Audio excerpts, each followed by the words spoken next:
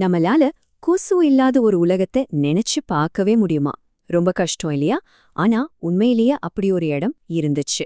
இன்னைக்கு அந்த இடத்த பத்தி ரொம்ப ஆச்சரியமான, ஆனா அதே சமயம் கொஞ்சம் கவலைப்பட வைக்கிற ஒரு கதையை தான் நம்ம பார்க்க போறோம். ஐஸ்லாந்துக்கும் அண்டார்டிகாவுக்கும் என்ன ஒற்றுமை இருந்திருக்கும்? கொஞ்சம் யோசிச்சு பாருங்களேன். இது ஏதோ ஜியாகிரபி புதிர்லாம் இல்ல, ஆனா இது ஒரு பயாலஜிக்கல் சர்ப்ரைஸ். இந்த சர்ப்ரைஸ் தான் நாம இன்னைக்கு பார்க்க போற இந்த விஷயத்தோட மையப்புள்ளி. ஆமாங்க. இத்தனை வருஷமா இந்த ரெண்டே இடம் தான் கொசு தொல்லையிலிருந்து தப்பிச்சிருந்தது. அண்டார்டிகா மாதிரியே ஐஸ்லாந்தும் ஒரு சேஃபான இடமா இருந்துச்சு. ஆனா இப்போ அந்த நிலைமை மாறிடுச்சு.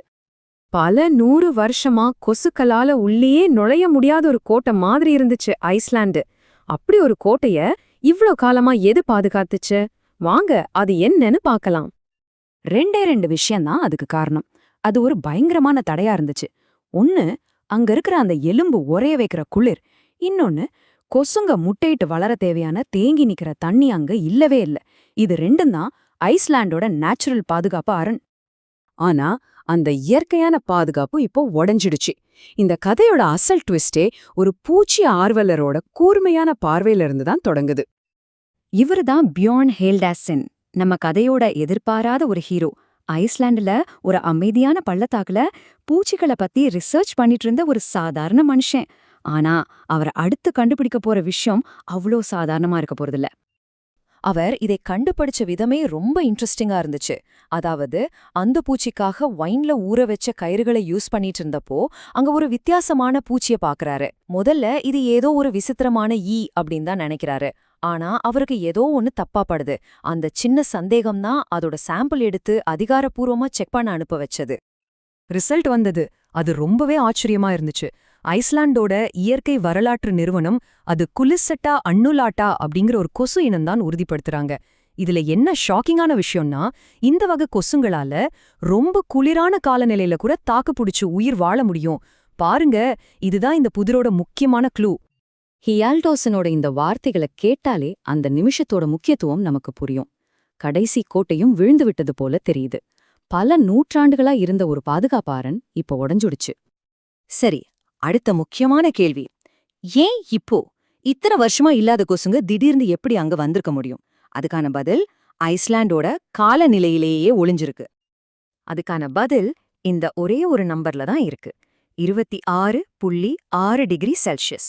இது ஐஸ்லாண்ட்ல இந்த வருஷம் மே மாசம் பதிவான ஒரு வரலாற்று வெப்பம். நம்பவே முடியாத ஒரு ரெக்கார்ட். இந்த சார்ட்டை கொஞ்சம் பாருங்களேன்.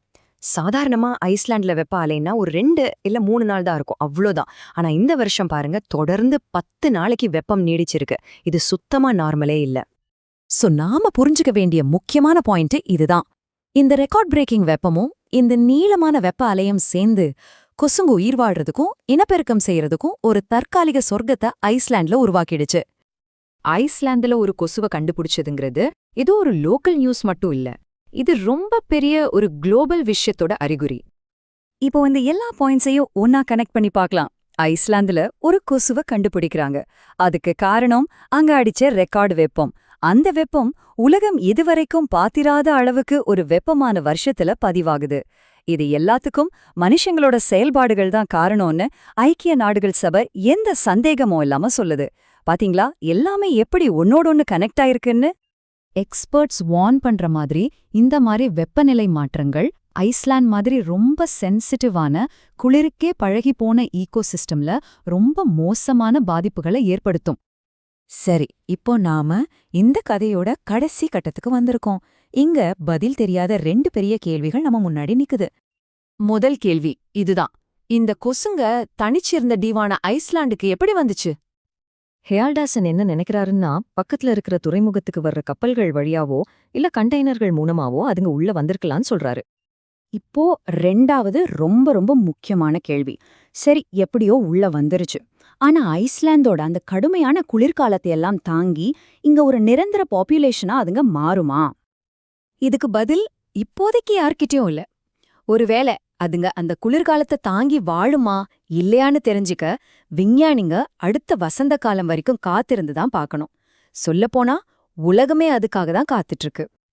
ஆனா ஒண்ணு மட்டும் நிச்சயம், ஒரு கோட்டை விழுந்துருச்சு. ஆனா இந்த புதுசா வந்திருக்கிற ஆக்கிரமிப்பாளர்கள் இங்கேயே தங்கிடுவாங்களா, இல்ல இது ஒரு தற்காலிக வார்னிங் பெல் மட்டும்தானா? இது வெறும் ஐஸ்லாந்தோட எதிர்காலம் பத்தின கேள்வி இல்ல. இது மாறிட்டு வர நம்ம உலகத்தோட எதிர்காலத்தை பத்தின ஒரு முக்கியமான கேள்வி.